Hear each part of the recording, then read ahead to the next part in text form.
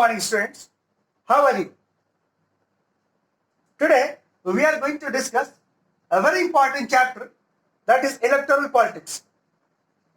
And in this chapter, we will analyze that what is the role of election in a democracy and how elections has created a real democracy or successful democracy. So basically, we are going to discuss the steps that are involved in the electoral system of India.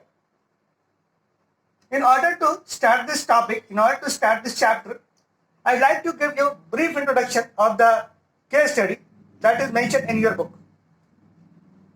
The case study revolves around Haryana Assembly of the year 1987. So here, in the case study, we'll understand the background of assembly election of Haryana. The Congress party was there from 1982 and it was the ruling party. But people were not very happy with that political party. In 1987 and before that, in 1987 election took place, but before that, Devilal, who was the contestant from different political party, he formed a group that was termed as Nyaya Yudh, and after that, he formed a party, and the name of the party was Lok Dal. So finally, Lok Dal was ready to contest in the election of 1987, and for that, he reached to different segments of society in order to collect votes, and after that, he sat in the election.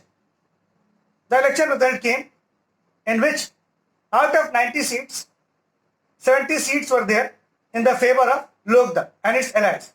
So this is how the Lok Dal gained victory and Devilal became the prospective chief minister. Now, in the meeting of the Lok Dal and its allies, it was decided that Devilal will become the chief minister and he was appointed as the chief minister of Haryana. Before contesting the election, one phase is there and the phase is termed as campaign. So in the election process, when it was going on, the campaign was started and in which all the political parties promised to the voters that if that political party will come to power, he will fulfill that particular task or fulfill that particular promise. So when Devilal was contesting the election, he promised that if he will come in power, if his political party Lok Dal will come in power, he will waive off all the loans of the farmers and small businessmen. And as a result, he got the vote also in the election. And finally, he got elected through the election system and he became the chief minister. And when he became the chief minister, he waived off all the loans of the small farmers as well as small businessmen. But later on, in year 1991, due to some reason, election took place in which Devilal got defeated and his political party got defeated, and again the Congress party regained its position in Haryana. So here we can see easily that in 1987 there was the entrance of Lok Dal in Haryana through the election system by replacing the Congress government, but again in 1991 the Congress government came back.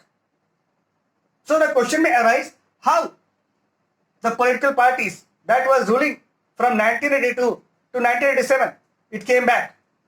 It came back because people elected the Congress party again. So basically in the electoral politics, a party which is in power may be replaced anytime or it can come to power again anytime also. So this is the magic of our election system. Now, after analyzing the case study, we'll have to understand few things. The most important thing that revolves around the case study of Haryana Assembly election was the process of election. So the word election was the most important thing in the Haryana Assembly election. Now, so what was special about it? The special about it was that it gave chance to one political party which was almost anonymous, but it came to power. After that, the party also got removed in 1991. So basically how it took place? It took place only through the process of election. Now, what is the requirement of election? Why do we need election? The question may arise that why do we need election? We already have discussed that what is the need of election. And we came to understand that election is very, very important procedure. It is a very important mechanism because through that, any political party may get the chance to come in power, and old political party which is already in power may lose the power. So basically, giving the power and taking the power is done by the process or the mechanism that is termed election. In a democratic country like India, it is not possible for everyone to go and sit in the parliament. Then what is the solution? The solution is that we will opt for indirect democracy. It means that we will elect our representative, and representative will go to represent the citizens or the public of its constituency in the parliament or in the assembly. So this is how the system of election is very important, because it is going to give responsibility to the representative to act on the behalf of ordinary public. Now, why do we need election? This is another topic that is mentioned in your book. Why do we need elections? So you'll have to answer, you have to understand, in order to answer, you have to understand that elections are required, elections are mandatory. Now think, without the election, then what will happen? The political party which is already in power, it will remain in power for a very long time, and once it will remain in power for a very long time, it will become dictator. So in order to avoid such type of dictatorship, it is necessary to hold election after the interval of every 5 years or 6 years, whatever is mentioned in the constitution. So basically, election is the process or mechanism through which one political party may come to power, or one political party may go out of the power. So that is the wonderful thing about the election. So election has the potential to give power or to snatch the power. Now we are discussing why do we need election. So elections are very, very important, and through the election, the public are going to get choice. Then what are those choices? Now, first point, that people are going to choose their representative. So they are free to choose their representative. Out of 5 members, out of 10 members, out of 20 members, they are free to choose. So basically, the election system or electoral politics is going to give them choice. So people are going to get choice to elect their representative.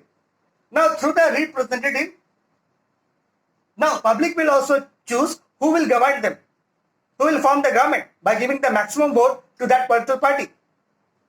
Next to that, who will actually make the policies of the country?